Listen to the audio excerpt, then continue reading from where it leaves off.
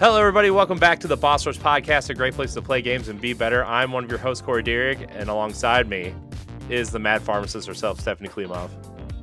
Hello, hello, Mary, Mary.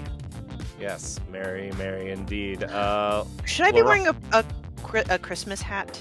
See, so, spoilers, every year for the month of December, I wear a Santa hat for all the podcasts, and it just went by me this year. Just didn't. Well, Whatever. we clearly see where your priorities lie. I could have brought my Pikachu one. No. Stephanie, awesome. Laurent's not here.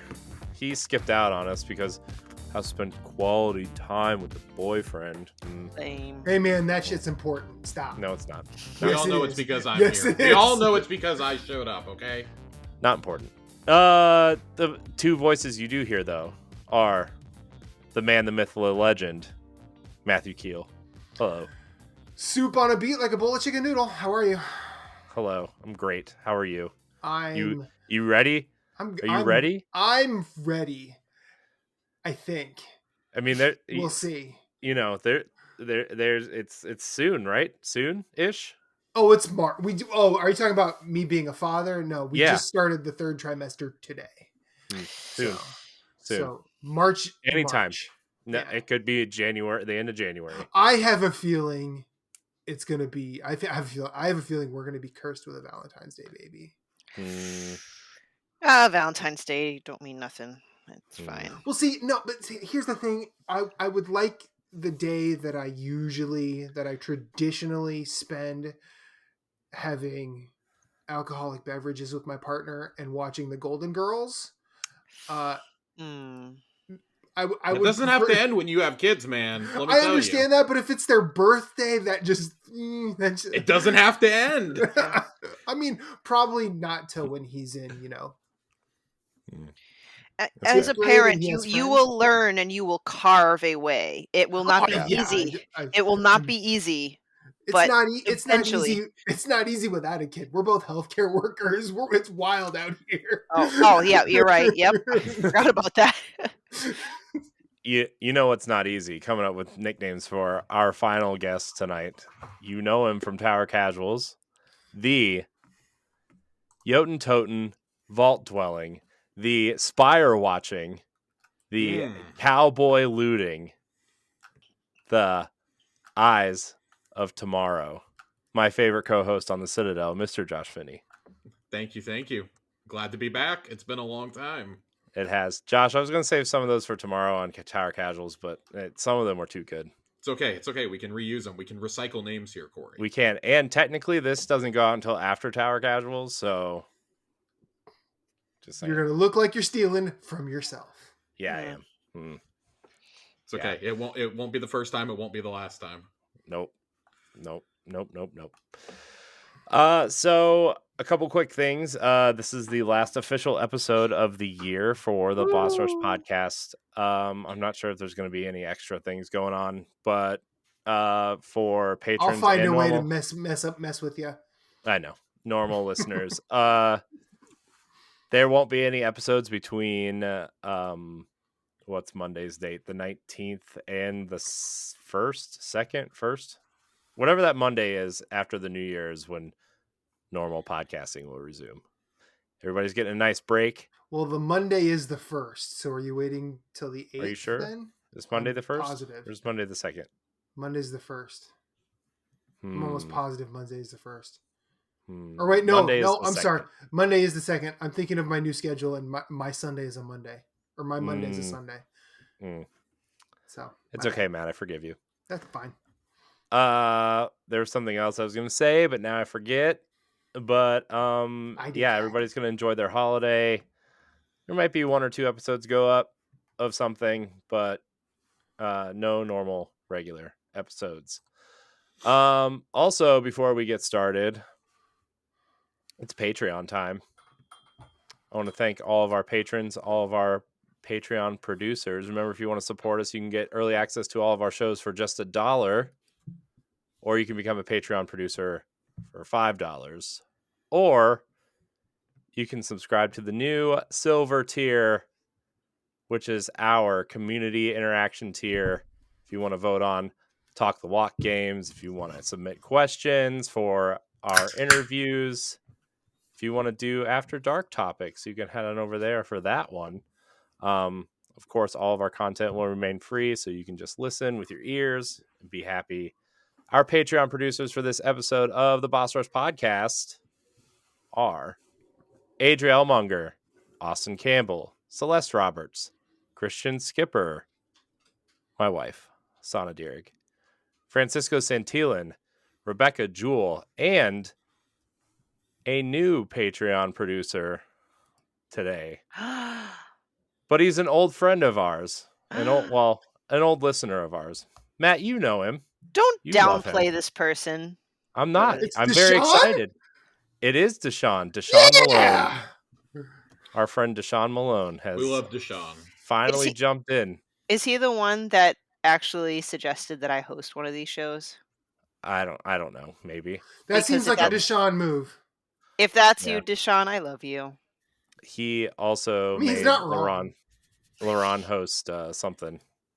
So, he just doesn't like me, I guess. He just likes everybody else. It's fine. Oh, stop. It's because you host everything, Corey. I know. I can't stop. Can't stop, won't stop, everybody. That's the saying, right? Don't stop me now. Deshaun is my brother in advocating for you to not burn yourself out. It's fine. I don't know. You've been doing it for years, Corey. This is why everybody's getting 2 weeks off. Uh-huh. Watch, he's still going to record a couple episodes as backup. You're your own worst enemy, but we love you. I can't stop. Can't stop, won't stop. Although here's the thing though.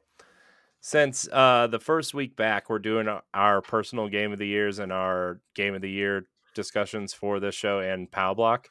So I have a lot of games to catch up on, especially some PlayStation 5 games and some Game Pass games and some Nintendo games. So yeah, is this your first Boss Rush recording since you got your PS5? So I want to congratulate you for obtaining your PS5. Yes. Nice.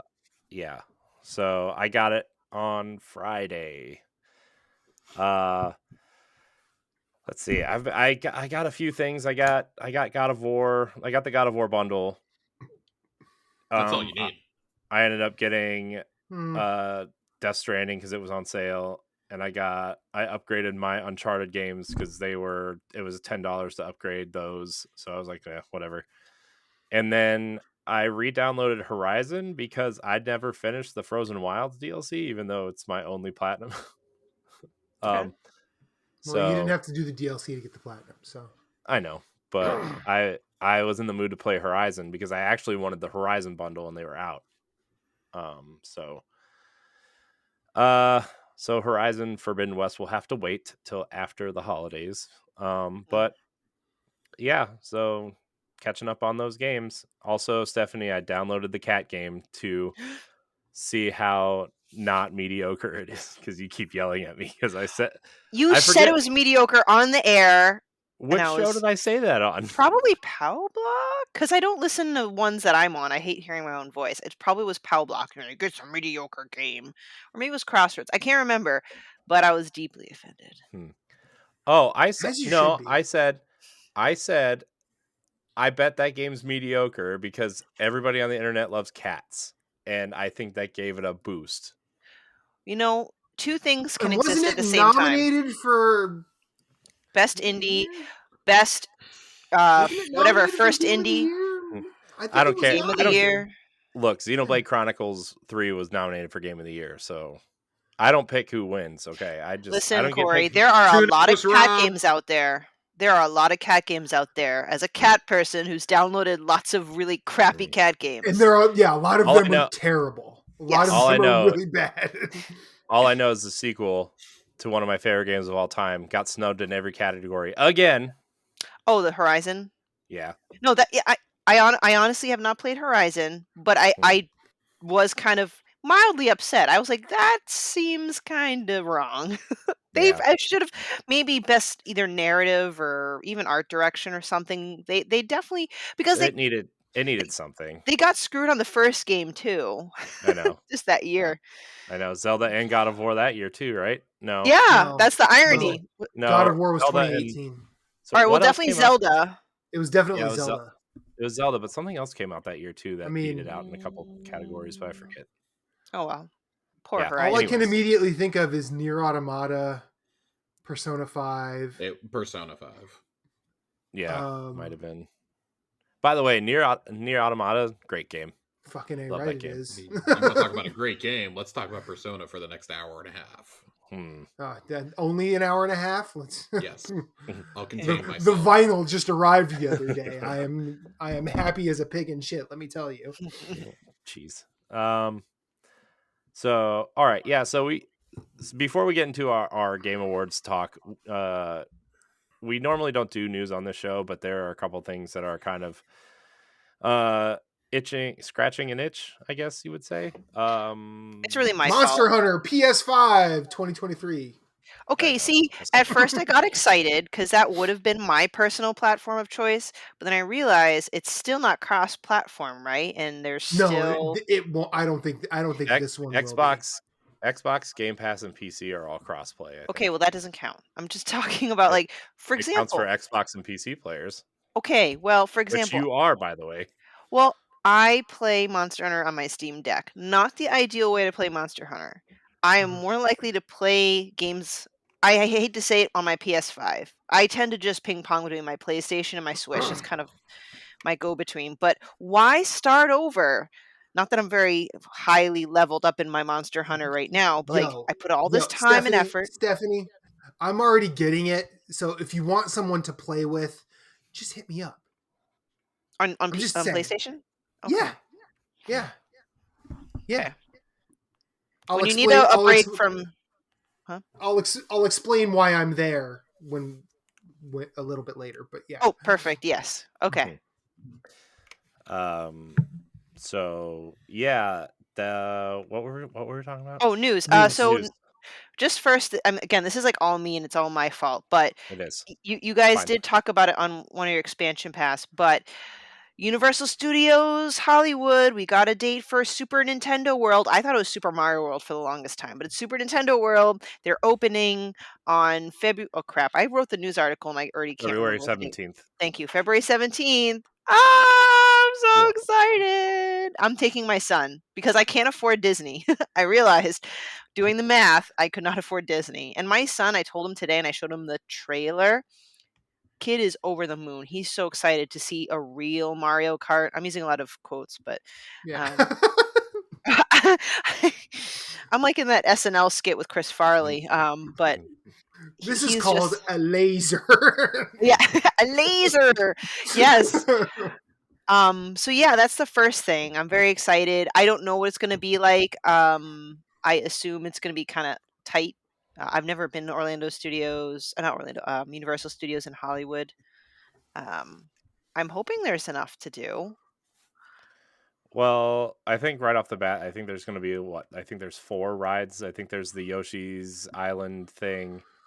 There's the Mario Kart Bowser's Challenge, which is like, I think it's a dark ride. And then there's one other thing that I forget what all's there. I know there's a Donkey Kong ride that they're building. Yeah. Yeah, the trailer Isn't that coming later though, or is that coming? Is that opening with it? It's coming later. They're only going to have 2 rides that open. Oh. Well, that's the only downside. I was like, I don't know if that'll occupy us the whole day. But the real question is, would you guys look down upon me if I was probably the most excited for the character meet and greets? Because I'm like, oh, I'm gonna get an autograph. I'm gonna get an autograph book and have Mario and Luigi sign it. If anybody here is going to yuck your yum, Stephanie, it's Josh. What? Okay, listen here. Okay. Corey knows the saga of what I was going through when they announced Galaxy's Edge from Disneyland, okay? And how excited I was and the open weeping I did upon walking into the Millennium Falcon. Aww. If anyone is not going to jam your Jerry's, it's going to be me. Yeah. Yeah, no. If anyone comes at you for being happy for your Mario and Luigi autograph, you need to excise them from your life. Yeah, snip, snip. I don't need such negativity. So, Yeah. Sister. Yeah, so that's that. And then the other news just now is that Sephiroth and Kazuya? Yeah, The Tekken guy. the Tekken guy, Kazuya. I just don't know if I said that right. Amiibo will be dropping January 13th. And then there are two other. See, I brought up the news and I don't even have the news ready. I was just excited to talk about the news. Hold on one second. I'm not familiar with these characters. Who's Pyra and Mithra? It's probably They're from some. Xenoblade Chronicles characters. Okay, nerds. No, I'm kidding. Listen! This is a safe space! No, it's not. Now if you're going to raise your voice like that, it's not. So yeah, sorry. So yes, Sephiroth Kazuya will arrive January 13th, and then Pyra and Mithra will arrive some point in 2023. So that's 4 amiibo for next year. I'm not. Where's my Sora amiibo? Everyone's been asking that. You're not the only one, and I don't know. It'll be the last amiibo released. It'll be the last amiibo. It'll be $40 because you got to pay the Disney tax. Yeah. That's they're gonna make it the Disney parks exclusive. Oh God, no! Oof. It's fine. I'll go back. I will. You think I'm joking, but I will fly down there and get it myself. Corey will book a plane ticket. We'll both go together to buy toys and sandwiches, and it'll. You walk in arm in arm. We're gonna get some. You think you're joking, but we will. Oh no! I know exactly how serious this situation is. I know who I'm talking to. I know what's happening. This past time that Corey went to Disney is the only time in the history of our friendship that one of us has gone without going within like 2 weeks of the other. Mm-hmm. Wow! It has always worked out coincidentally. Mm-hmm. Coincidentally? And originally, I was supposed to go at the end of October and beginning of November, right around the same time Corey was going. Yeah. Well, those are a good time of year to go anyway. Yeah. But yeah, I don't know. I just figured that was kind of breaking. And like I said, I don't really collect a lot of amiibo. The things that I will cave for is anything Zelda related, which I'm mad because when the Zelda Under Loftwing was first announced in pre-orders, I was all upset because the pre-orders were already sold out. I'm like, oh my gosh, I'll never find it, blah, blah, blah. And I bought it as soon as it was available. Guess what? Black Friday, I think it was like Best Buy. They were selling it for like $5. I was pissed. So now I'm like, you should have bought 2 of them and kept them in the box, and then 10 years from now you could have sold them. When it's $5 now? Yeah, and then you could have turned around and sold them for like... Yeah, they're not going to know how much you bought it I did for. finally buy the Metroid Dread pack after my pre-order got canceled when they were coming out. Oh. Well, see, but here's the thing. So the only one of those 4 that I'm interested in is Sephiroth, because he just looks badass. But the problem is, I'm thinking, well, why don't I just wait till next Black Friday? It'll be on sale. But what if it's that one amiibo that really does get sold out and no one ever... He will sell it, I promise. I'm very glad that I bought my Clouds when I did. Yeah. Plus, I think Nintendo's more likely to reprint Nintendo amiibo and not third-party amiibo. So okay. All right. Well, I'm keeping an eye out on that. So they get really stingy as they get towards the end of the line too, apparently, because like the Clouds have never made a reappearance, or have the other like ones that had Player 2 variants. Mm-hmm. Like the Corins are still super hard to find, apparently. Mm-hmm. Okay. And I hate because mine are in a box. So whoops. It's fine. It's all good. My favorite amiibo is the adult Link from Ocarina of Time, and it was sealed. But then my son saw it and started ripping it open, and I ripped every last one of mine open. I know. I open all mine too. Anyway, I'm hearing Ed screaming in the distance somewhere. Yeah, Ed doesn't have amiibo. Ed doesn't collect them. That genuinely like floors. Like I'm flabbergasted. I did not even own a Nintendo console when these things started coming out, and I was buying them. Yeah, well, they're cool though. It was a $10 way to have Marth and Fox on my shelf. It's true. So. Yeah. I don't even remember what the last amiibo I bought Sephiroth, was. I think it might have been the Dread pack. Oh no, I bought one of the Splatoon 3 amiibo. Oh, which one? Inkling girl with the bow. Oh yeah, I have that, and I also have Small Fry because he looks derpy. Yeah. Anyway, that's the news. Yeah. Breaking news. So, anybody playing anything fun real quick before we jump into the Game Award stuff? I'll be super Pentiment quick. and High on Life. Oh, I played some High on Life last night. Great. It's hilarious. It's pretty funny, actually. I was like, nah, this game's going to be real dumb. And then I actually played it through Cloud. It's the new Game Pass. The one where your weapon talks your ear off. Yeah. It's from the creators of Rick and Morty. Yeah. So it has the exact same like tone of humor. It's like a sassier, not as well made Sunset Overdrive. Yeah, it's I played it through cloud streaming yesterday actually because I was like, I just want to see what this is like before I waste time downloading it, and I downloaded it when I was done playing through cloud streaming. So they make fun of Kotaku, IGN, and Polygon by name in game. Yeah, it's really funny. That is cool. And the first achievement's name is like Fallout doesn't let you do that, or something along those lines. Yeah. Okay. It's pretty like tongue in cheek. You have to like that kind of like outlandish, I don't know, toilet humor. Yeah. That's fun. And Pentiment is like the most educational game I think I've ever played. Yeah. That's the Obsidian game, right? Yeah. It's Josh Sawyer's latest masterpiece. It's really good though. Like it genuinely, like Obsidian doesn't tell a bad story. I've never played a game with a bad story from them. And it's so ridiculously historically accurate. I did not expect to fall in love with an artist in 15th century Germany, but here we are. It's great. It's great. Everyone should play it, even if they don't like those kind of games. There is no combat whatsoever. It's all talking. It's really, really well done, though. Nice. So, what about you, Matt?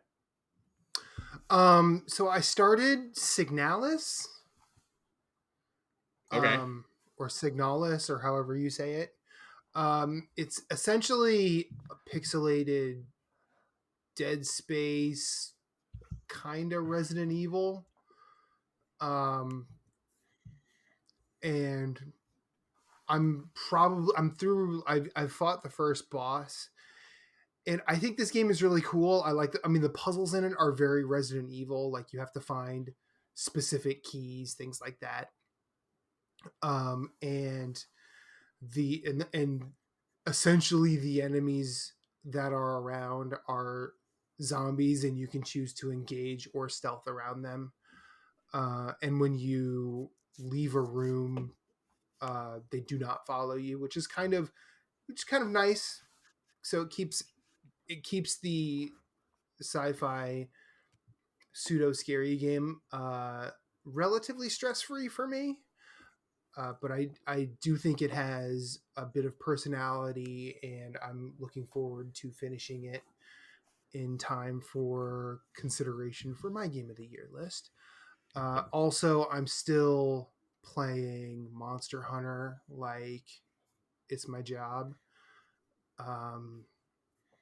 Nothing really new. I mean, like I've done just about everything. I think I have a couple of super high rank bosses to unlock on Switch before I fought everything up to what's included in this title update. And then I've been, for the past few weeks, I've been playing Binding of Isaac again, just super hard. I've been playing it on 3 platforms essentially, so I'm doing what Corey does with Destiny. Or at least you've been playing Binding of Isaac about as long as we've been playing Destiny. I've been playing it since before Destiny came out. I was playing it on a browser window on Newgrounds, and then it came to PlayStation 3 and PlayStation Vita.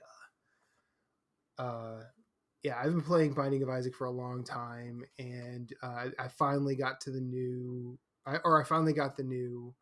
expansion in the past few weeks, and there's local co-op, so Reba and I have been playing it, which is really nice. She likes to sort of fly around the area as a ghost who does not get hit by anything and help me kill stuff. It's absolutely fun. On that note, we pulled out Binding of Isaac the card game again, which was a Kickstarter in 2018. I think you can a now literal buy card it. game. Yes. Yeah, it plays cool. like Magic the Gathering Commander. Oh, okay. As a cool, frame cool. of reference. It's like we decided to play it out of nowhere a couple of weeks ago, and she was like, "You're gonna need to teach me this again." I'm like, "Fine, no problem."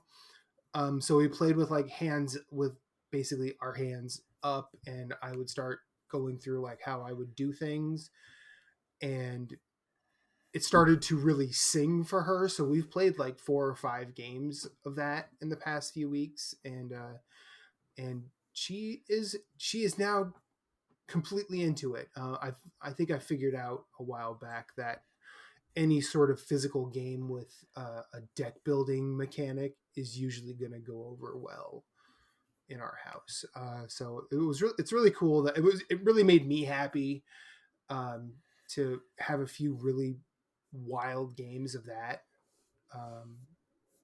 If you're interested, it's relatively inexpensive. I think the base game is less than $50, which is nice, especially on video game properties kickstarted as board games. Some of those get really expensive. Mm-hmm. And while it plays like a Magic the Gathering, you don't have to buy it like Magic the Gathering. You don't have to buy packs or anything. Everything comes in the box. And a game can last upwards of about an hour if you're going, regular speed. If you're learning, it'll probably be like 90 minutes, but yeah, that's really fun. We had a whole lot of fun doing all of that. So that's me. Nice. Awesome. Stephanie, you played anything fun? Did I talk about Choo Choo Charles yet? No, but I saw your name on Zencastr as Choo Choo, so I didn't change it since my EXP cast recordings. I was wondering what that is, but okay. Yeah. You can probably hear more of my ranting detail about Choo Choo Charles, because I know we want to get to Game Award stuff soon. So I played Choo Choo Charles when it came out. $20.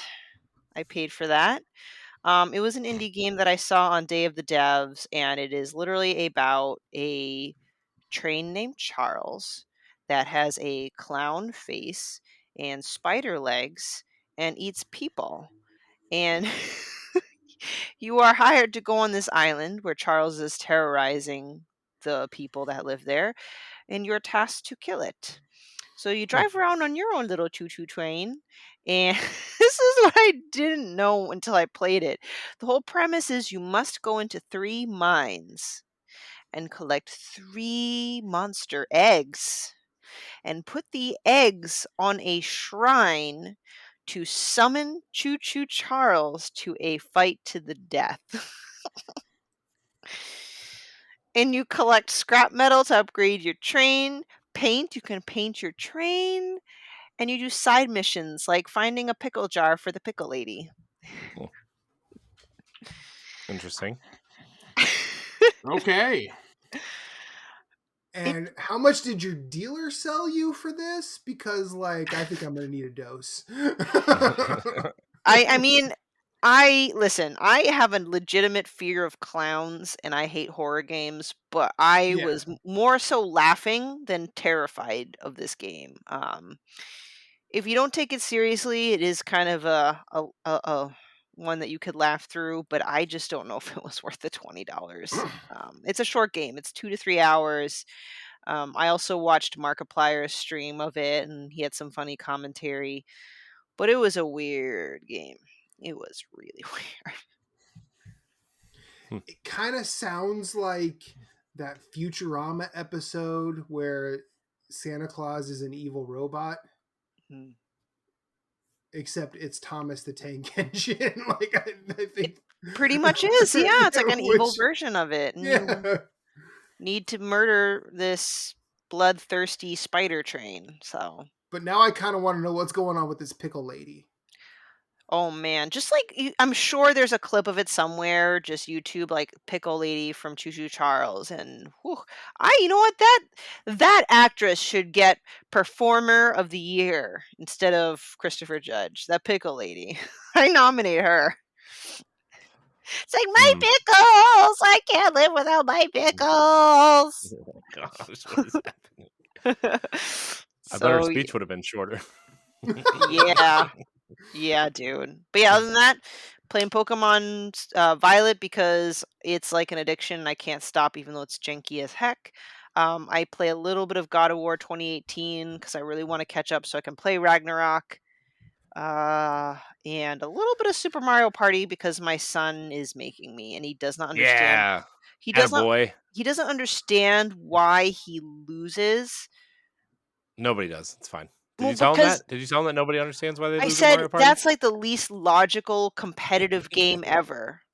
Like we two played with two computers. He was leading, and at the end when they gave the bonus stars, the 2 bonus stars went to the CPU, and the CPU won. Or CPU, but you know what I mean, CP whatever. Anyway, and he's like, I don't understand. I'm like, you're not meant to understand this. Life lesson: some things just aren't fair and don't make sense. Oh man, Mario Party's the best. So, and I made sure we only did 10 turns. Yeah, that's smart. So that's Guess what I've been doing. However long their estimated time tells you, double it. Double it. And that's the real time. Yeah. Well, as for me, I'll stick to one game this time. I've been playing God of War Ragnarok. I'm about 6 hours in. So so you're still at the beginning. I'm doing the side quest in the dwarf area. You're still at the beginning. Yeah. I don't know. I mean, it's fine. It's more God of War, you know. So I'm sure I have to. I'm like 50 hours from the end, but you know, it's more God of War. I think my playtime topped out at 34 hours. Yeah, and I did probably about 3/4 of the side quests. Yeah, I just want to. I do this thing where I'll play the game super thoroughly until I'm kind of done with it, and then I'll go to the end. Then I'll just. I got to a point where I was like, all right, I'm done. Yeah. So, it's good. It's good so far. I mean, it's not like blowing me away yet, but the last one didn't really like blow me away either. So, you know, we'll see. But I like it. It's fun. All right. The thing is like I want to play God of War before I play Horizon because I know if once I start Horizon, I will not go back to God of War. Hey, fair enough, man. So yeah, that's what I played, but we're not here to talk about that. We are here to talk about the Game Awards. They were they shorter than last year? Because Keeley promised shorter, and it was like 20 minutes. Yeah. Yeah. I think that was my original math was like 20 minutes. I mean, whatever. It's it is what it is. I mean, what do people expect? You know, if you're doing awards and announcements, I mean, how long are the Emmys and Golden Globes and shit? I don't watch that stuff, but I assume it's a couple hours as well. Yeah, it's a couple hours, but they actually focus on the awards at those shows. Yes, that's true. True. I kind of wish the Game Awards were like a multi-night event at this point. So, can I offer a take? No, I don't think it needs to be a multi-night event, and I think the length is actually perfectly fine. It feels long because we're watching a gigantic commercial. You cannot call something the Game Awards and be presenting things like best mobile game, best esport, and best family game in the fucking pre-show. Sorry, I don't know if I'm allowed to curse. Yes, curse away. In the fucking pre-show. And then get up there midway through the ceremony, go and rattle off, I think it was best action adventure, best horror, best sports / racing, and something else, all like in a, no joke, 45-second soundbite. Yeah. That is insane. Yeah. You can't do that and then get upset when people say, you're not remotely close to being the Emmys or the Oscars or the Grammys of video games, because it's a joke. You care more about having... So what is Al Pacino doing at the Game Awards? Like, that's just so far out of left field. You know what? I'm gonna stop you right there. Al Pacino looked more at home on that stage than what's his face from Community ever did, and he hosted the thing. He looked fine, and I'm not kidding at that. I'm saying there are plenty of respected actors who have made the jump to voice acting in video games that you could have got. Where's Lance Reddick? Everybody loves Lance. Where's Lance at? He's in like 5 video games a year at this point.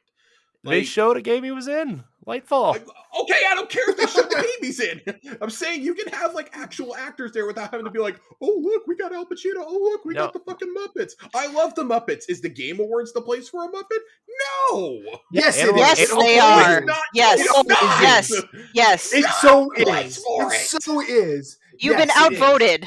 Look, the Muppets belong anywhere they can be. I love the Muppets, okay? Except Sam Eagle is a national treasure.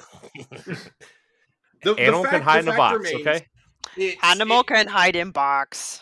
This has become... it's become a predictable affair.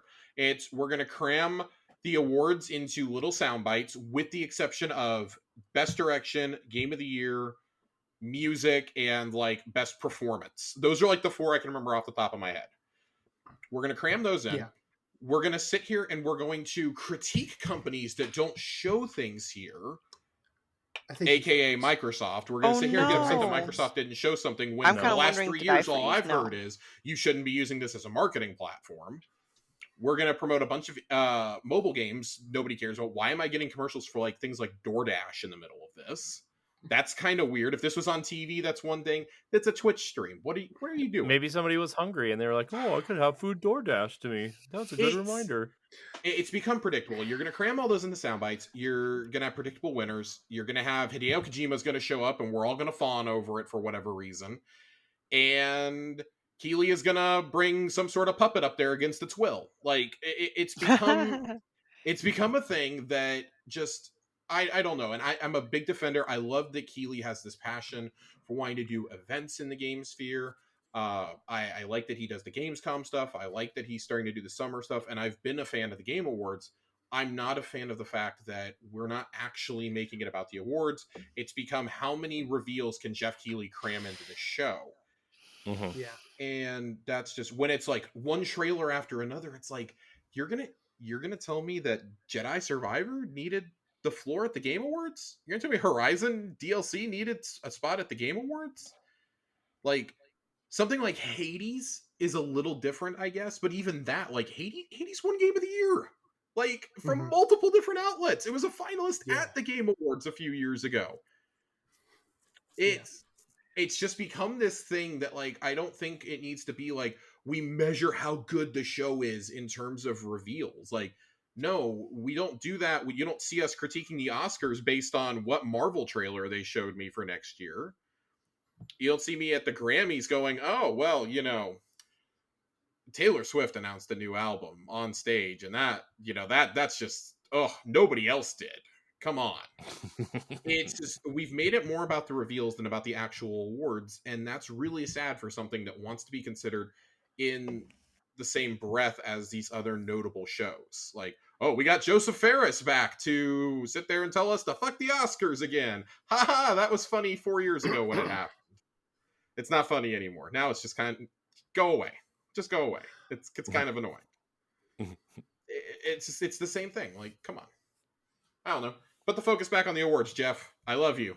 You can do better. The focus has never really been on the awards, as far as I've even when they actually like presented all of them. Yeah, never seen. It was always focused on the co-host that Keeley had that absolutely did not want to be there. Like they stole that show. The one, like for instance, Joel McHale, when he hosted, that was the year No Man's Sky was revealed. And the one time during the show where he's just like, video games, was when he saw that, and all of a sudden he realized, oh, wait a minute. It seemed like he realized in real time that this medium can do some interesting things, or it can make you think some interesting things. Granted, a lot of people have thoughts about No Man's Sky's release. We're not going to do that here. Yeah. I'm in 100% agreement with you. Like this game needs to be about the awards, or Keighley needs to shorten the name. Instead of calling it the Game Awards, he needs to just only refer to it as TGA, because the Game Awards is as Game Awardy as KFC's Chicken is Chicken. Yeah, I'd written an editorial about the Game Awards, and I felt like, in a sense, the Game Awards is like a misnomer. If he wants to change it to as more of like a end of year celebration of gaming, I think that would make a lot more sense. Like, we're celebrating games, almost like his summer game fest, but like do one for the winter, and that's where like we're also acknowledging these great games with these awards, and also some trailers for the upcoming year. I think that would make more sense as a celebration than an award show. I think people get really hung up on the wording, and understandably so. Yeah, like you said, like a winter game fest would, like, I get that people either want just like the award show or they need to rebrand it somehow. And there's probably some sort of balance where you can do both in a nice, even way. But like, I just feel like every year, and granted, I'm going to be honest with you, a lot of the awards I don't really care about. I do like to see the announcements, but those are all things I can see on YouTube the next day, right? I'm not going to stay up for 4 hours watching this, non-award show to watch the reveals, right? Like I watched a lot of the trailers the next day and I was like perfectly caught up, and I just think that the Game Awards is like, it's like Stephanie said it, and you guys have already said, it's like it's the wrong term to use if this is what we're going to do. Or if you're going to make it the Game Awards, make it an award show. I get that you want numbers and it's a business and you got to pay for this thing, but also like it doesn't need to be this big extravagant thing. So I think you just hit the nail on the head right there, right? Like he wants the numbers because every year within like an hour of it ending, we always get like, oh my God, this was a record-breaking year for us. We screened it in IMAX and on TikTok and all this. Who is paying to watch this in IMAX, first off? Second off, like, have you met gamers?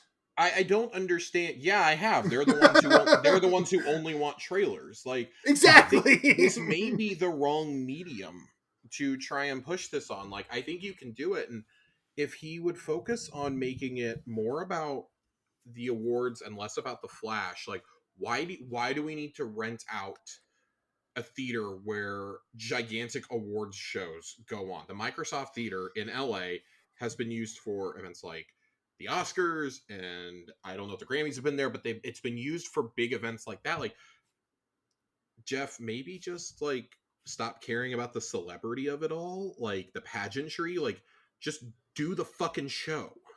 Show some reveals during it. Like, show a handful of big ones. Pick like 8 reveals to do during it, and that's your commercial breaks. That in between the awards, like while people are getting situated, while you're maybe resetting the stage for a musical performance or something, you show a reveal. There you go. Or like, and that's even for something like Best Indie, like show like a highlight reel of some of the indies that are coming out next year. Why are we not? Yeah, right before you like present the award to Best Indie. Why are we not getting a montage of like, instead of like an in memoriam? Why are we not getting like this year in indies? You say how much you want to push this industry forward. You need to showcase these other mediums. Like, why not? Here's a highlight of some of the best VR titles of the year, or some of the most creative uses of VR technology. There are so many things you could do here. You could highlight, I don't know, like highlight some outstanding art direction, show like a bunch of concept art from some of the games that came out throughout the year, so that way maybe fans will understand that art direction isn't best graphics. Yeah, thank you. Because there's been, an account that's like, I can't believe Elden Ring won best art direction over God of War and Horizon. It's like, you looked at Elden Ring lately? Yeah. You looked at the architecture in that game? Like, it kind of makes sense. The monster design, etc. Like, I get it. I understand it. Like, it's just...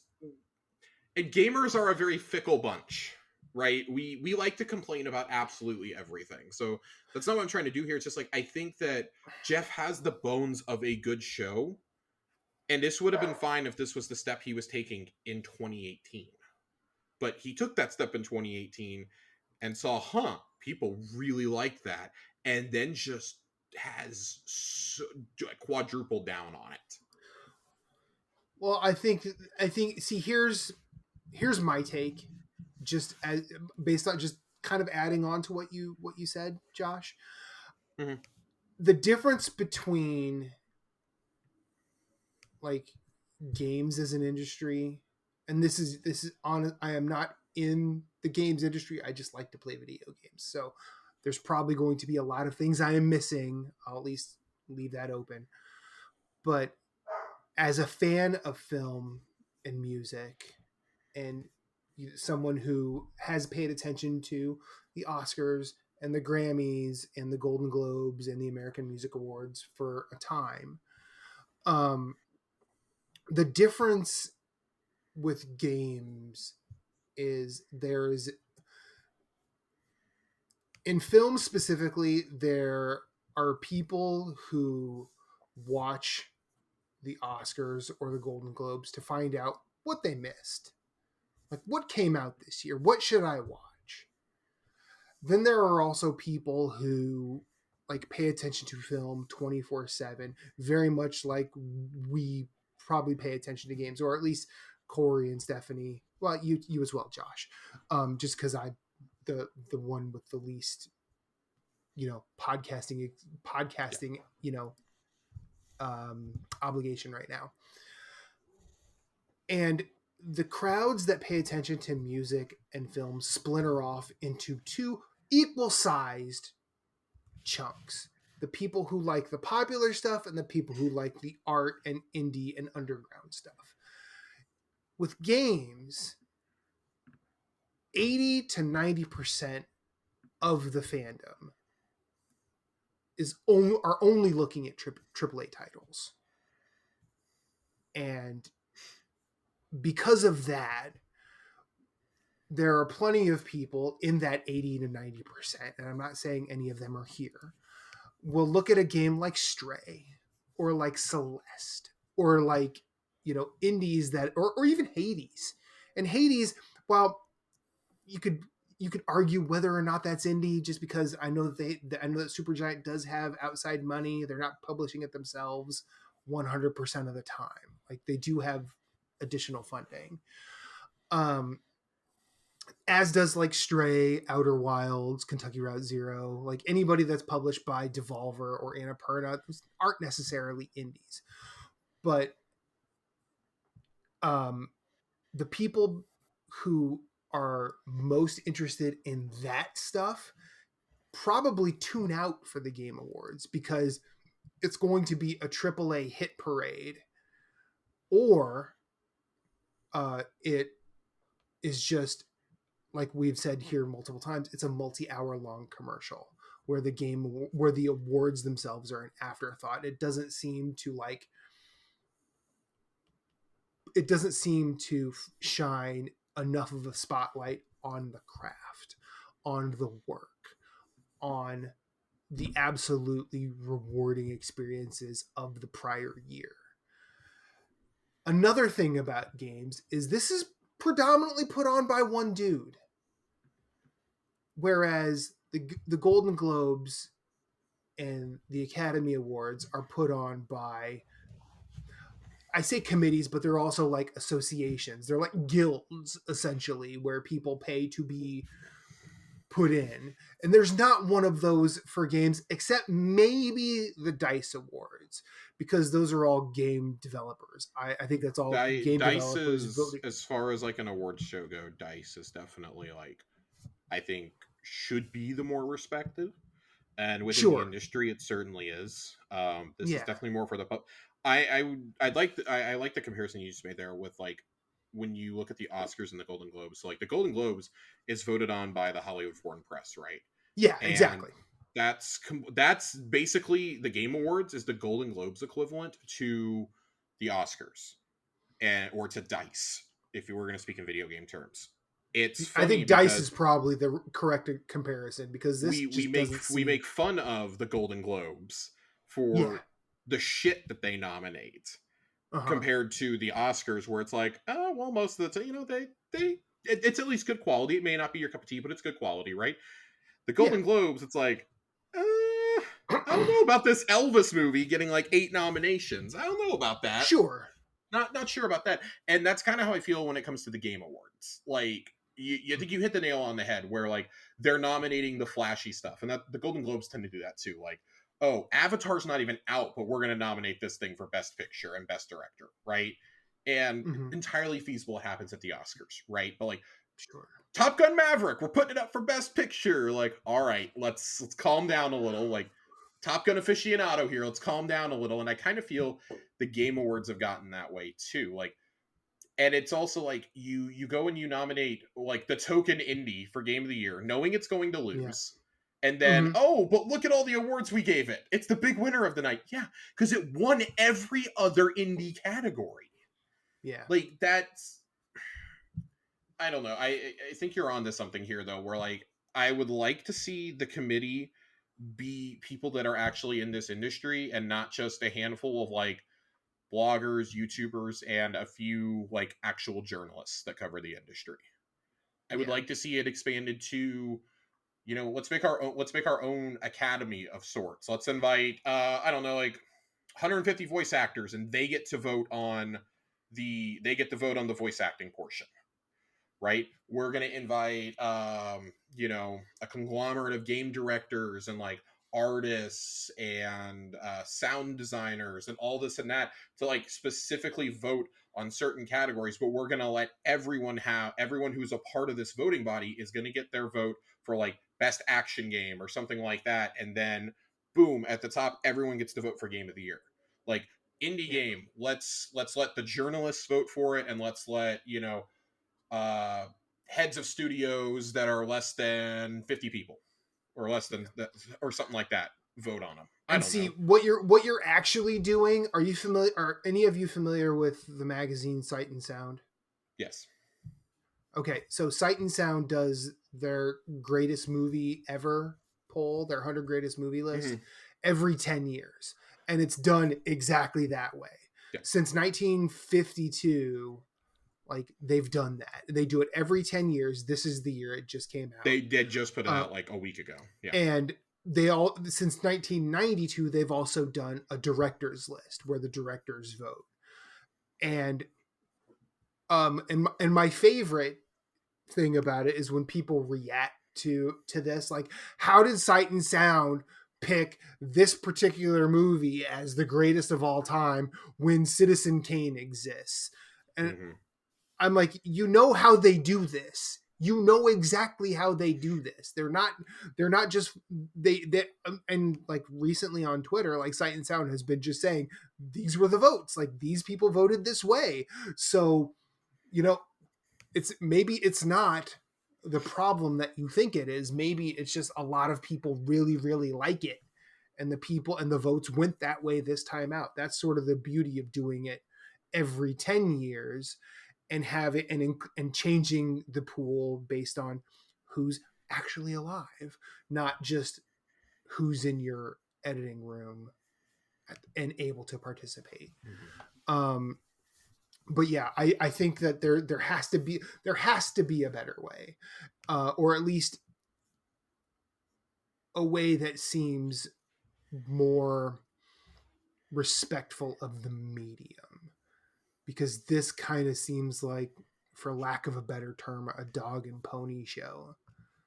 And the awards are, smashed between reveals, or smashed between a Hideo Kojima interview and a flautist losing his mind playing music. Okay. Or that listen, we stand the flute man. I mean, I'm not no disrespect to the flautist at all. No, we are part. This podcast is officially part of the flute army. So fine. Pro flute. Happy guy. to be amongst you.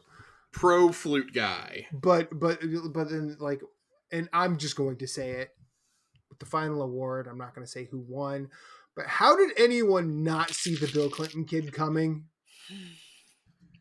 Yeah, that's another issue. It's very I wasn't obvious. even going to bring it up, but It's very obvious that there was someone on that stage that clearly did not belong there. And they were focused, they were close in on people that the award belonged to and could have easily found a way to shuffle him off stage, and no one did. I think that brings up a whole nother issue, though. Like, I promise I'll stop diverting Corey's topic after this. This brings up the whole question of when we talk about it being like a more professional show, they sell tickets to the general public to come in, watch it. Like, I think that's, in a way, like, I think that's cool. Like, they're letting people engage, but then it opens the door to weirdos like this. It opens the door to people who see this as a joke, who see this as like something that's not very serious, something that like, oh, I'm going to get up there and I'm going to, make a fool out of myself. I'm going to get my 15 minutes of fame. And I'm sorry, if you want to be considered a professional show, why were those seats not being given to game developers, like maybe being offered to devs? And I understand not everybody in the world can travel to Los Angeles, but also the fact that and then there are also some game dev. Oh, go ahead. Oh no, there are screenshots of where like when the FromSoft people stood up, the kid was in the background, so he was like in close proximity. If you insist on having the general public come up, have them, no offense, sit them in like a different area, or have it's a 10,000 seat theater that they were in, and it's estimated that they sold like, I think it was like 8,000 tickets, maybe more. That's wild to me. Do this in a smaller theater. If you want to only invite those people, then do it there. Do it in a smaller venue. That's the thing. Like, part of me like does not want to talk about him because I don't want to give him that fame that he seeks. Yeah. But like, it still blows my mind. The kid's like, what, 15? I'm like, you are no offense, like you're a fucking punk. Like, just. No, I don't know. Okay, see, I'll stop. But I agree. Then that also goes into like, how do the other award shows do it? They're professionals. It's handled by guild or committee, and they're inviting people in said guild or committee. Whatever you think of that, like, also let's be honest, game devs have some pretty nefarious practices, and there are a lot of game devs who probably can't get to this award because they are being exploited by a corporation. Not saying that doesn't happen on the music or film side, but it's pretty obvious in the game sector. Game Awards, guys. It's we made it. Yeah, we did. All right. Well, now that we got done complaining about too many announcements, should we talk about some of our favorite announcements? Yeah, I didn't. Wait, they announced games at this? Like 20 minutes of that. No, I mean the first part of the show was supposed to be talking about the awards, and I knew that was going to come up. So sure, yeah. I mean, we all know what the show is. It's a show about nothing, right? Bow, bow, bow, bow, bow, bow. So, why don't we talk about our favorite announcements and then go into the awards? At least pay them the respect. Or do you want to do the awards first so they're not an afterthought? Just asking. Okay, sure. We can do the awards first, I guess. Okay. I need a list in front of me. So it should be pretty quick since I know this. Yeah. It's been talked about for a bit. I mean, I'll just start off with like the indie stuff. I'm clearly a Stray fan. But it won best debut as well as best indie, and I'm like, well, I don't know, couldn't one of them been given to another one, because there actually were a decent amount of high quality indies in my opinion. I loved Sifu. Cult of the Lamb is great. Amen. Like several of them are just well deserving. Tunic is right there, everybody. Tunic. Thank you. Tunic is my runner-up for Game of the Year. It's literally right here, people. I'm surprised. I'm shocked that Tunic and Vampire Survivors were not there. Yeah, they're there for best indie. If you had told me that one indie game from this year was going to get nominated for Game of the Year, my pick would have been Tunic. But yeah, so I'm happy Stray won something. I just figured, did it need to win debut and best? I was just like, that's what I was kind of trying to get at in my criticism. Like, okay, so it got nominated for Game of the Year, which guarantees it's winning the other indie categories then. Yeah. Which feels weird to me. I don't know. In a year with so many good indies too. Right. I'm not saying that Stray isn't. I'm saying that this is like the most competition we've had in a while for something that could have taken it. Yep, and that's interesting you say that, because Matt, you mentioned like the percentages of people that play AAA titles versus the indie type of stuff. It's still that way, but at least we're seeing the quality and types of indie games coming out improve over the years. Like a couple years ago, indies were what? Like maybe a couple would come out a year and almost not a lot, no one would play them. Yeah. But I'm hoping maybe they could expand it beyond just best debut and best indie, Like I think we're getting to that point where, I don't know, could be acknowledged a bit more. Yeah. Yeah. So that's what I started I mean, with. like Outer Wilds is my favorite game of all time. It came out in 2019, and I've not played anything like that ever, and it got absolutely nothing, I think, at the Game Awards. Hey, can I bring up another one that genuinely shocked me? Not in a bad way or a good way, just neutral shock. And that was Splatoon 3 winning Best Multiplayer. Oh, God, don't. That doesn't surprise me, because Splatoon's multiplayer is pretty good. It is, but like a Nintendo winning a multiplayer game, it's just like it's very Splatoon 2? It's very ironic. Splatoon 3 has been a buggy mess since launch, and it still isn't fixed. I love Splatoon 2. I have probably like 150 hours in that game. Same. And this game, it basically was broken from day one. Like, I haven't been able to go back to it yet. I got disconnected constantly. I was getting booted from matches. The game was crashing on me. It's bad. It's really. See, I think I had that, but I think I had it less than you're talking. But that's okay. We all know how much Nintendo takes care of their online services. Well, and that's the other thing. Like, I'm sorry. I look at best multiplayer game here, and I'm looking at this list, and it was Call of Duty Modern Warfare 2, Splatoon 3, Multiverses, Overwatch 2, and Shredder's Revenge. First off, I want to know who voted on this category. I want names. Because if this is the best you came up with this year, maybe we just shouldn't have had this category. Yeah, why wasn't Destiny on there? I don't play Destiny, but I know that, Destiny had a good year. It'll be because it's an ongoing game. The same reason you don't see Fortnite or Apex. Yeah. I see. That's I think that kind of highlights the point a little bit more, right? Like, I look at this and I go, this is really what we had for multiplayer games this year. Every one of these games, except for Shredder's Revenge, had notable problems at launch or continuing into the weeks after launch. Like, Multiverses is dead now. That game is not being played. It's totally dead. Modern Warfare 2 has the worst UI I've ever seen for a first-person shooter. In the menus, well, you know who designed you know who they hired to design the UI for that? Who? The ex-UI designer for Hulu. Are you serious? Yeah. Really? Yeah. Oh boy. Okay. God. They hired that person because Warzone is essentially going to be a Call of Duty hub now for multiplayer. Yeah. And you're going to be able to switch in and out. Itself it lists the legacy games and everything else. Yeah, and you're going to be able to like swap through it if you have them installed. So they wanted it to feel more like a streaming service. I don't know. I look at this and I go, none of these are worthy. Shredder's Revenge did not have a problem at the beginning. If Shredder's Revenge is our multiplayer game of the year, we've got to get some better multiplayer out there. I'm sorry. Why? I'm not What's wrong with Shredder's Revenge multiplayer? I'm not denying that it's probably a fun game, but that's the best we're doing in an industry where we're constantly pushing play with your friends. That's the best we're gonna do. I mean, that's the best we're gonna do. Not every year has to have the best thing ever. I'm not saying that, but I'm saying, like, when we're nominating that and Versus for our multiplayer game of the year, we did not have much to nominate. That's what I'm getting. Sure, that's not speaking to the quality of it. It's just like, I'll bet you kidding me. we have 5 here. I'll bet you they had 15 to choose from. I also think a lot of the most popular games are ongoing games, right? Like Fortnite and Destiny and Apex. Absolutely. And,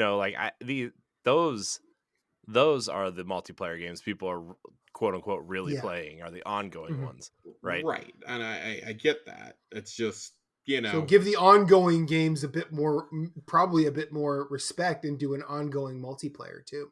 Can I ask a really dumb question? Yeah. Ask away. There's no dumb questions here. When do ongoing games no longer qualify as an ongoing game? Because in theory, wouldn't an ongoing game be forever in that category until Destiny and Fortnite dead? have been nominated like 5 years in a row. Okay, Yeah, I was so like, is WoW. I think WoW was nominated one year, and it's 18 years old at this point. Yeah, next year Overwatch 2 will get WoW pushed can to the vote. ongoing game category. I think it's probably when you're no longer like regularly doing title updates for the game. Yeah. Okay. Yeah. So like something like Fortnite may not get traditional DLC packs like World of Warcraft or Destiny, but they get seasonal content like 5 times a year. Yeah. So okay. Oh, side note, because I mentioned Indie and Sifu, I got my Sifu Redemption Edition, and here's the statue, and it's pretty awesome, and the little coin things, and the art book is actually a legit. I'm not gonna pick it up. Is it a real book, or is it like one of those little square ones that is like 5 pages long? Okay, so it's not like a full 8.5 by 11, but look at this. It is actually like a book that has. Oh, it's like the Destiny exotic one, Josh, where you don't have anywhere to put it. Oh my god, I still have it over here, Corey. This is the worst shaped book ever.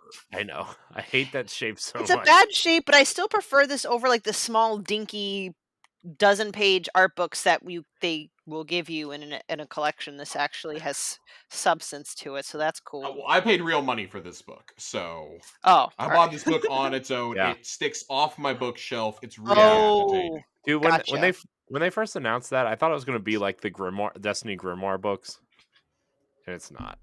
I thought it was just going to be like a normal like full page art book, not like we took it and like cut it in half to save paper.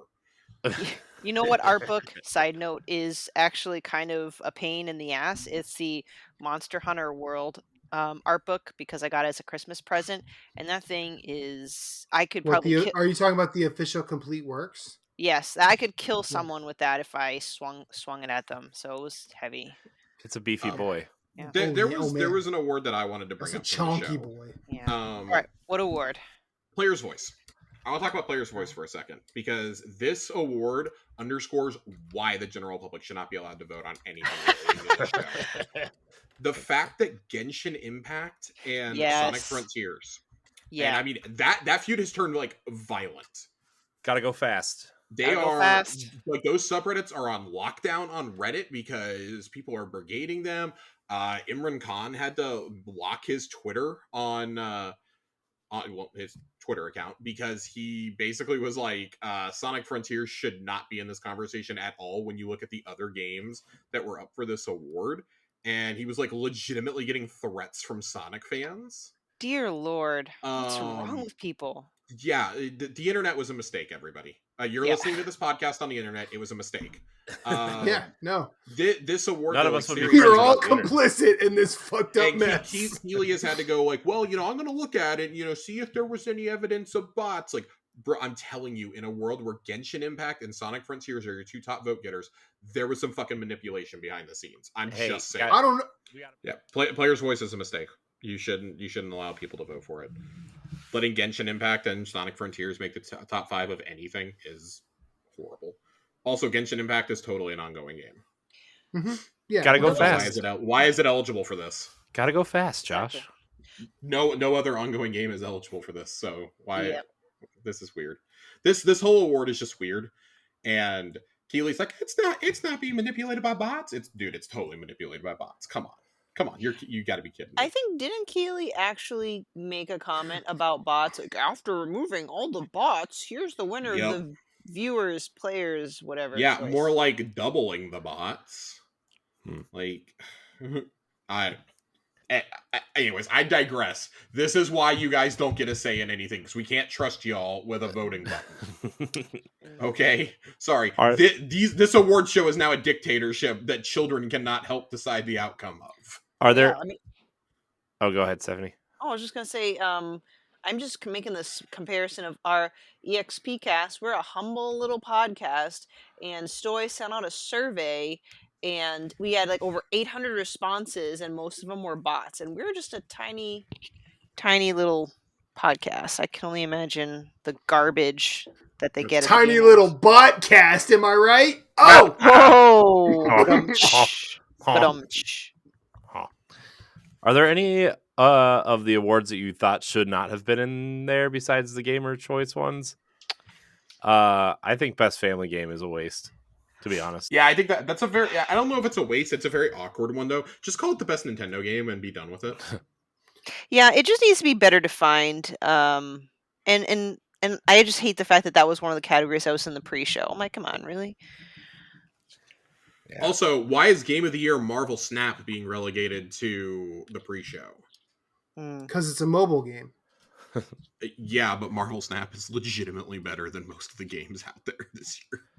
It's legitimately an amazing mobile game, and I just find that really funny. Like, it has been so talked about for the last 2-3 months that it's been out, and then, well, we're gonna just kind of shoo it off stage here in the pre-show. Like, no, this is not a Sidney Goodman awardee. This is a Jeff Keighley awardee.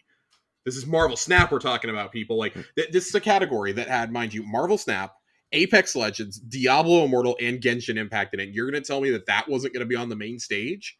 Really? That's kind of wild to me. Like, if you're going to push the narrative, and Jeff is one of those, that mobile games are games, why is this not being presented with the rest of the, like, best of awards? Yeah. That's weird. This isn't best esports coach, okay? Which is also a weird award to give out, but okay. Funny enough, I find the categories that I'm liking the most. We already talked about the indie categories, and I think that's a great way to be exposed to more games. But I love the community support award. It's it's another award for best ongoing game, because it's almost the exact same. In fact, it was the exact same nominees, except No Man's Sky got some community support, and Genshin Impact was nominated for ongoing game. And it makes sense. Like, those 4 nominees that we see every single year, Final Fantasy, Apex Legends, Destiny, and Fortnite, really are the best in both of those categories, I think. But No Man's Sky won. I think it won best ongoing last year or year before, something like that. Great game to win it. Like, you look at these games that have continued to be supported, and these are really the few that have figured it out. They know what it's about. They know how to communicate with their communities and how to keep the content flowing. I love seeing that, and I like the idea that we're focusing more on the accessibility award. I think is really important also. 100%. When you look at some of the changes, I think last year was the first year they introduced it, because we were all surprised when Forza won it, because Forza had sign language built into the game, which is just kind of wild to see in a racing game. But you look at these at the games with the accessibility, and it's like, yeah, like each of those, that's great. Like that's great. I love that this category is here. I know some people complain about it, like, it's a drag. Like, no, these are the conversations we should be having at shows like this, where everyone is supposedly watching.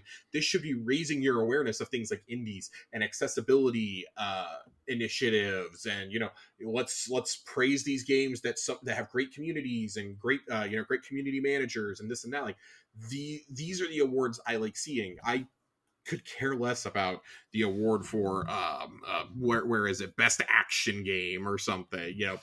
What's the difference between best action game and best action adventure game? Good question.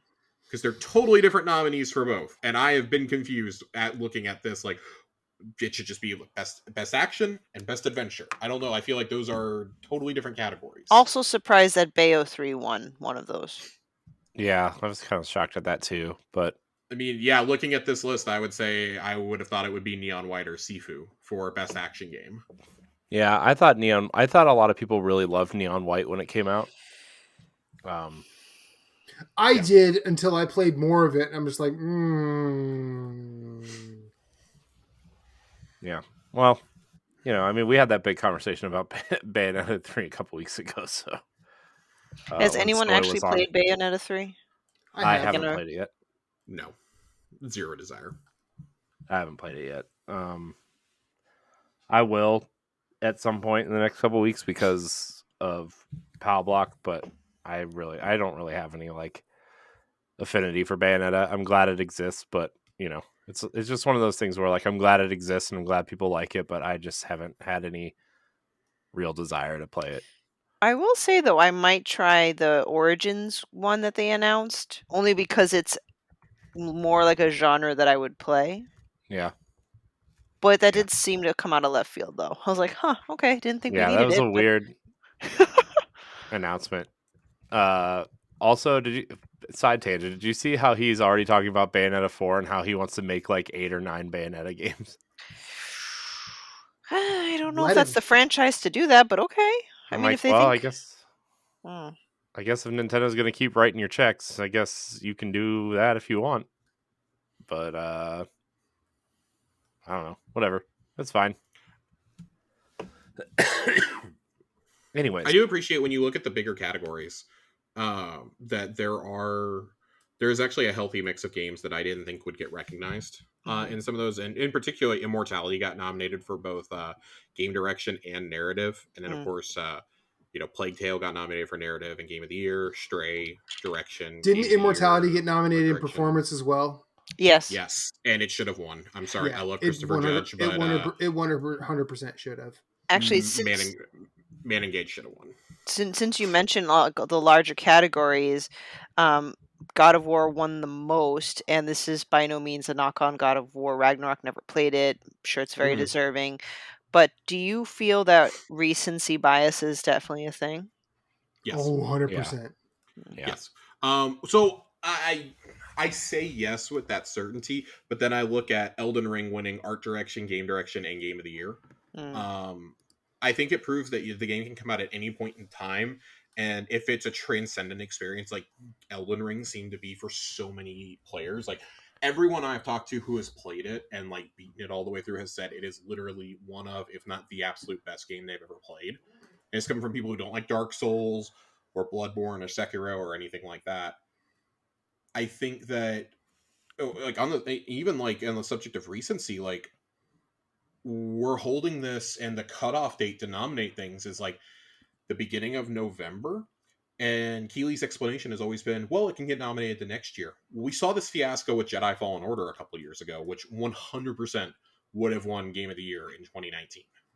100% would have won it. And it was instead eligible in 2020, which meant it's going up against The Last of Us Part 2, Ghost of Tsushima, Miles Morales, Demon Souls. It's going up against all these other games, and it was largely forgotten because it came out a full year before. Yeah. You're going to see the same thing happen this year now with Pentiment and Crisis Core. I'm not saying like Crisis Core have been nominated, but Pentiment got perfects from tons of big outlets. And a game that got perfect scores is going to be completely forgotten in terms of narrative and direction next year. Especially one that's small. Yeah, well, one that's small. It was made by 10 people. Yeah. At Obsidian as a side project. And, you know, the whole story behind it's fascinating. I encourage everybody to go look into the history of Pentiment getting made. Josh Sawyer, you know, the game director, very well respected. You guys probably know him as the director and lead writer on Fallout New Vegas, the Pillars of Eternity franchise. He was pretty down after Pillars 2 just did not commercially do well. It was before the Microsoft purchase. They didn't know what they were going to do as a studio. Microsoft kind of swoops in, and they basically told him, you can do whatever you want. And he had already been working on this briefly in his spare time, and he pitched it, and Phil was like, yeah, we have Game Pass. Go ahead. Like, he's been pretty open that he doesn't think this game would exist without the Microsoft acquisition and without Game Pass. And it's a really great story of how this little tiny team made something that's such a big labor of love, and I think has maybe the best cast of characters of the year, and it's going to be completely forgotten. Yeah. So it certainly has the best story of any game I played this year. And that's the wildest thing to me is like, oh, we're going to have to ignore it because going back to what Stephanie said about like the AAAs of it all, like it's going to get forgotten because yes, it's coming from a well-known studio, but it's from such a small team. You know, yeah. I don't know how to like reconcile with that. And I think that's something that Jeff needs to be thinking about. Like, you want to be taken more seriously, you have to get everything from that calendar year again. Yeah. You need to do your show in like late January or early February or something to make sure that everything from the year gets in. Yeah. And I think the notion that, oh, it's 23, nobody cares about 2022 anymore is such BS at this point. Nobody has time to consume every piece of media that they want to anymore. Right. We have to pick and choose more than ever before because there's more quality than ever before. Yeah. I can't watch every show or see every movie I want to. I certainly can't play every game I want to when they're all 50, 60-hour epics like Horizon and Elden Ring and God of War. I talked earlier, God of War was 34 hours. I went into Ragnarok after blowing through Persona 5. Yeah. While still having like Destiny stuff ongoing. Corey and I do a Destiny podcast. I gotta play Destiny regularly to keep up with what's going on. It's the end of the season. There's story stuff happening. I play a lot of Fortnite. Fortnite had an whole end of the chapter experience that was happening that I didn't want to miss. And it's like, you have to pick and choose so much now. And those are things that, like, once it's gone, it's gone. Yeah. I can't experience that again. Something like God of War is going to be waiting for me. Something like Pentiment is going to be waiting for me. Mm-hmm. And I think it's a shame when some of the best games out of the year are going to be ignored because people go, well, that came out last year. That's old news. I haven't gotten to The Last of Us Part 2 yet, and it's been 2.5 years. My backlog is that big. Like, when a game comes out, does not dictate its worth to us. It can't be the Andy dropping Woody meme. I don't want to play with you anymore. Like, no. Art is art. Yeah. Well, but then you bring up the art thing. A lot of gamers don't consider games art until you start talking shit about their favorite game. So. Yep. Good point. Art. Ha. Art's wild, son. Yeah. So let's get into some of the announcements that we really enjoyed. Like, I don't know, somewhere between 3 and 5. Just kind of rattle them off. I guess I'll start. I really thought that the Jedi Survivor trailer was cool. They didn't really need Cameron Monaghan to come out with the lightsaber and give this clearly heartfelt speech about the game, right? Yeah. Definitely, but I thought the trailer looked cool. I'm really excited. I really like that first game. And the fact that there's like dismemberment and different fighting styles now and different, there's they showed off the double saber, which was cool. Like, I'm excited. I'm really, really excited for this game. Yeah, I mean, Fallen Order is one of like the 4 best Star Wars games ever made, probably. Yeah. So, and it's certainly the best one in like the last 15 years. So, you mean you didn't enjoy Super Bombad Racing, Josh? I did not enjoy Super Bombad Racing, Corey. I did not enjoy Episode 1 Racer. If you want to hear a really Ooh. This just in, Josh has no soul. I was 6 years old and I wanted to punt that game across the room on Christmas morning. Did you play it on Nintendo 64 or Dreamcast, Josh? I did play it on Nintendo 64. Oh, see, that's your problem. You should have played it on Dreamcast. You could see more than 5 feet in front of you. I'm just kidding. That game was man. Ugh, that's rough. I got something in my eye. Yeah. Dang. My favorite. I mean, we all know I love Star Wars, but Hades 2, man. Yes. The squeal that left my mouth. Hades 2. I did not expect in my wildest dreams to get another Hades game. I don't think anyone saw that coming. So this is based on and I don't think we have Witchcraft, platforms confirmed for it either. It's probably coming straight to PC first. I Yeah. imagine. They'll probably do early access again. Yeah, if you go to their website, I think it says they're going early access for a little while before they Windows early access in 2023, and they plan to port it to consoles. Yeah, I will build a PC just to play this game. So, and that's not a joke. Here's the thing with Hades. For me, I got to it very late because I don't like roguelikes. I don't. It's not my kind of thing. But it came to Game Pass a while back, right? And I'm like, I'll give it a shot. And you know what? It is. It is really like the most user-friendly roguelike for those that don't typically play it. Now, I'm not in love with it. I kind of like Dead Cells a little bit more, but I liked it enough. In fact, I recently purchased Hades for my Switch because it's on sale for half off. So, like, as soon as I saw Hades 2, I went and bought Hades for Switch. So, like, I'm definitely on Team Hades. When I saw Hades 2, I was like, I'm going to commit now. now, with that being said, I've obviously never finished Hades. So, Josh, I don't know if you did. I did. Does I did too. the end, without spoiling it, like, did it like leave room for a sequel? I think there was always room for it, but I personally would not have. I still wouldn't have expected it. Okay. Personally. Well, this is a new character in a new time period, right? Technically, yes. I think the mythology is a little bit. I mean, it's like a different sect of Greek mythology.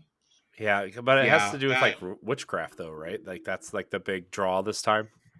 It seems like. Yeah, it'll probably instead of like dealing with the underworld, it'll probably deal with like the fates a little bit more in terms of Greek mythology. Yeah. So I'm like the more mystic side of it is kind of the vibe I got from the trailer and the key art. Yeah. I am very, very excited for this. Gotcha. This is going to be my most played game next year, probably. I'm in love with the art style. Yeah. Absolutely. I bought and Hades Zagreus on Switch. is just such a good character. Mm-hmm. I bought Hades on Switch and never played it. You should play it. Corey, you know where I played mine? I played mine on my iPhone with my Backbone. Through Game Pass? Yep. Yeah. Love those games. My Backbone's right here. The Backbone is such a good controller. Yeah. Matt, what did you like? Mine's also here. Nice. So, I mean, I do like mechs. I've never played an Armored Core game. So, Armored Core did pique my interest. I thought you were going to talk about Death Stranding 2 with mechs. So Death Stranding, as I remember, I think this was probably still on Nerds Gone Rogue. I talked a lot of shit about Death Stranding. We all did at one point, though, right? I mean, but then when I played it, it left a very good impression on me. I never actually went back to it because I played less than 15 hours. I know I played more than 10. So I will probably go back and play Death Stranding and then think about that. Kojima can make a good looking trailer. That's not new. But the ones that really piqued my interest were Armored Core, of course, Hades 2, sequel to my game of the year it came out. Judas. I've been interested to see what the BioShock guy could do since BioShock. I know that more BioShock. I mean, it looks like more BioShock, but I kind of want to see, has he learned anything since BioShock Infinite? Because that'll be the question there. Remnant from the Ashes was one of my games of the year. It came out. I think it was third on my list. And a sequel to that game. That game is really fun. You get 3 people together, you can have a good ass time. Yeah. There's there's procedural generation in it, but it's not really a roguelike. It's actually a pretty good execution on a Souls-like with procedural generation, but the procedural generation is not near as punishing. It's like a roguelike. And then the people who made Celeste, their next game, Earthblade, because Celeste was my game of the year it came out too. So I'm very interested in all of those. Nice. They showed a new trailer for Final Fantasy 16. I'm like all on board for Final Fantasy 16. I think that game looks awesome. What was the other thing? Diablo 4. Yeah, Diablo 4. That was a sick trailer. Yeah. Look, I know I've been in on Diablo 4 for years. I'm just ready to have it now. Dude, I mean that trailer, like, and to offload a CG trailer that like good looking after like all the previews came out the day before,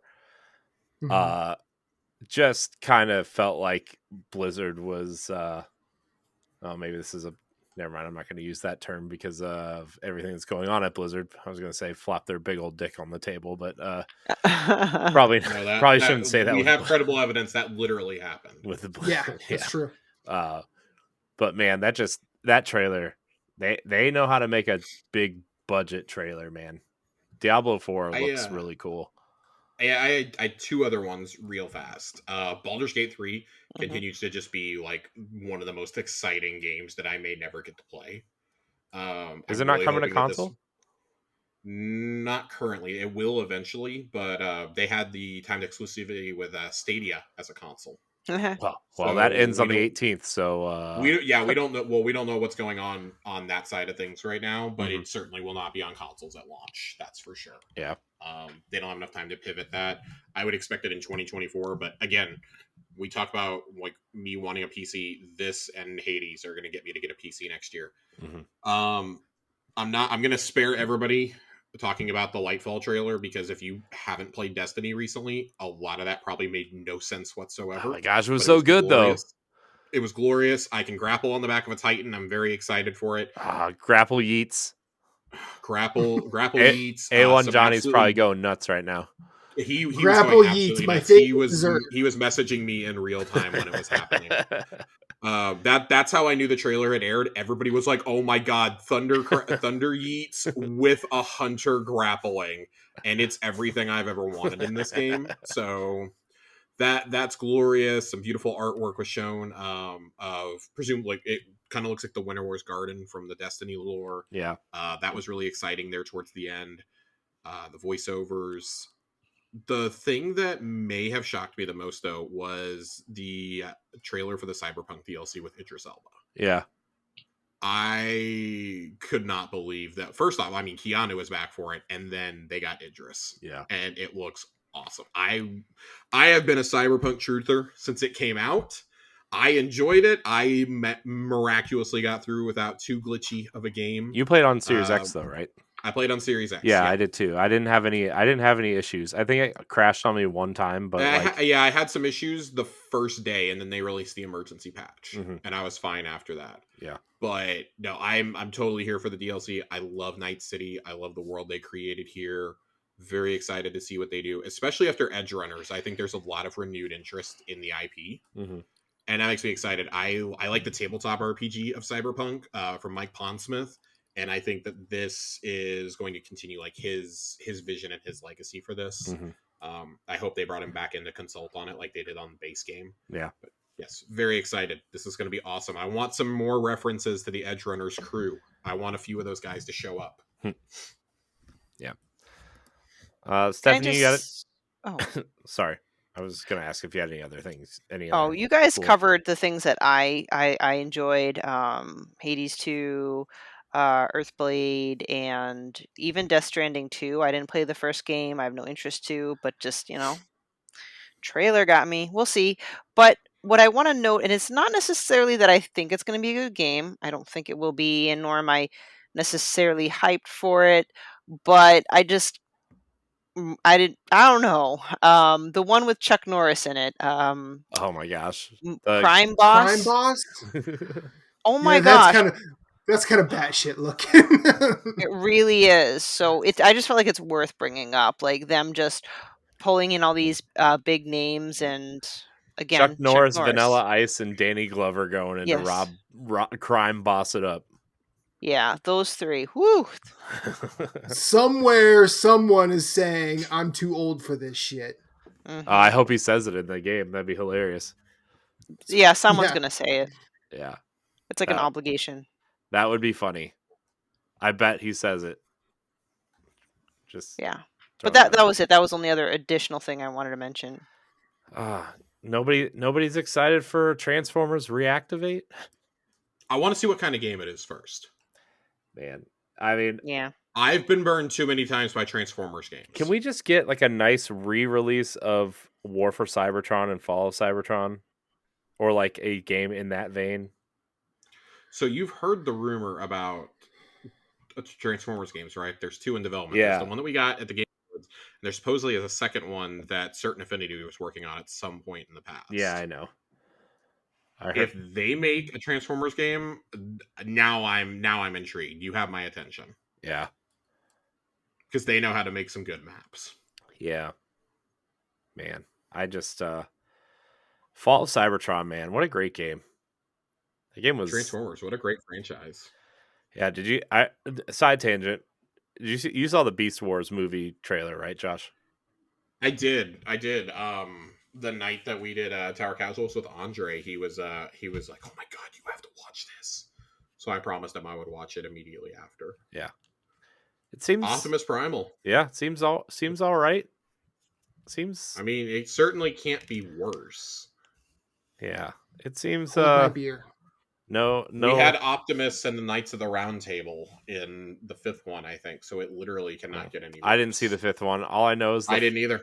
Look, the first Mark Wahlberg movie is literally one of the worst movies I've ever seen. I sat through three Sam Witwicky movies, and I can't do any more. So this is a person who defends the first and the third movie as being the first Transformers is a great popcorn flick, and I will hear no discussion otherwise. But God damn, Mark! I think I found a Transformer. Huh, guys, look at this. Nice. You know who does a really good Shia LaBeouf voice is Joe Wilson. Yeah, well, he's good at a lot of. He doesn't do Shia. He does Optimus. He bought an Optimus Prime voice changing helmet. Oh God! And sent Nerd and I a video of him. It's like, Samuel Witwicky put the cube in my chest. It's great. It's great. I want to make it my new ringtone. Oh my gosh. Do we want to hit on anything else at the Game Awards before we wrap it up here? Best adaptation was a really great category. Yeah, good news. I'm glad that it exists now. Yeah, you have to. Good news. I mean, the next worthy nominees, all of them were worthy nominees except for Uncharted. That movie's awful. No, Uncharted was fun. Okay, so I said that I had fun when I saw Uncharted, and then I remembered that I had multiple drinks during it. At a midday matinee, so I don't know how good it really was. Wow. My girlfriend remembered liking it, though, so I did buy it for her for Christmas. Ooh. So that might be my New Year's Eve watch, and it's on Netflix. Not gonna be good. Yeah. Yeah, well, we're suckers for physical media in this house. I've gotten paranoid. Fair. All right, well, good times. I'm sure The Last of Us will win next year. Certainly won't be Halo. Master Cheeks, am I right? Nah. Oh. All right, we're going to get out of here. I want to thank everybody for watching and or listening to this episode of the Boss Rush Podcast. Remember, this is the last episode of the year, everybody. So enjoy your holiday. Enjoy your new year. Be safe. Be happy. Matt, Josh, thank you for joining us tonight. Thank you. Filling in for that Laron guy. Jerk. Just kidding. Matt, where can we find you? I mean, you'll never find me with as much muscles as Laron. I'll just say that right here and now. You can find me at infinite_rewind on Twitter. You can also find me on cohost.org/infinite-rewind because they don't allow underscores. Gross. I'm trying to do a lot of my posting social media stuff there because Twitter sucks.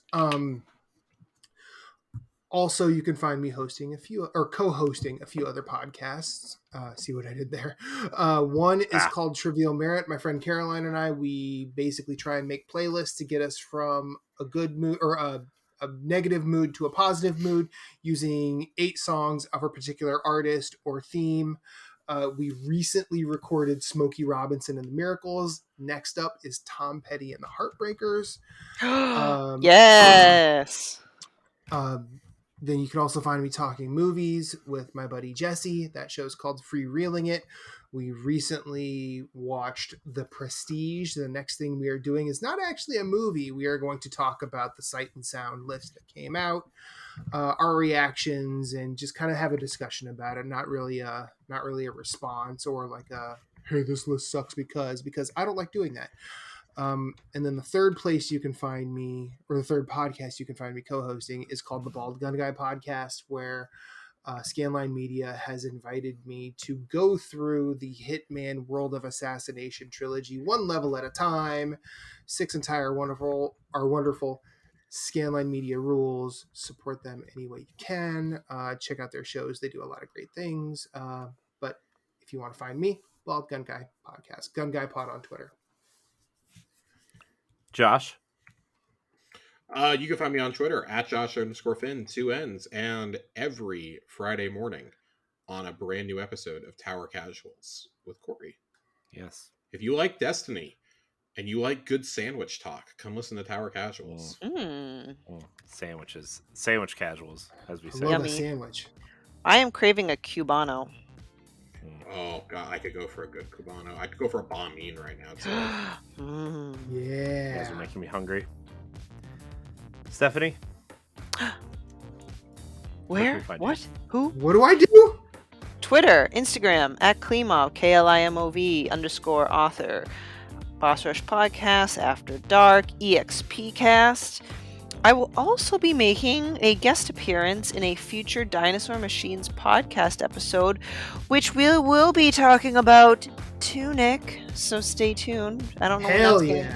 We're recording that next week, so I'm going to have a lot of fun with those guys. And find my articles on bossrush.net. And you can find me at IamCoreyNHG on Twitter and Instagram. You can also find me on Nintendo Power Block, on Tower Casuals, on Expansion Pass, and plenty of other things here. I want to thank everybody for watching and or listening. And until next year, we love you. Goodbye. Bye. Peace.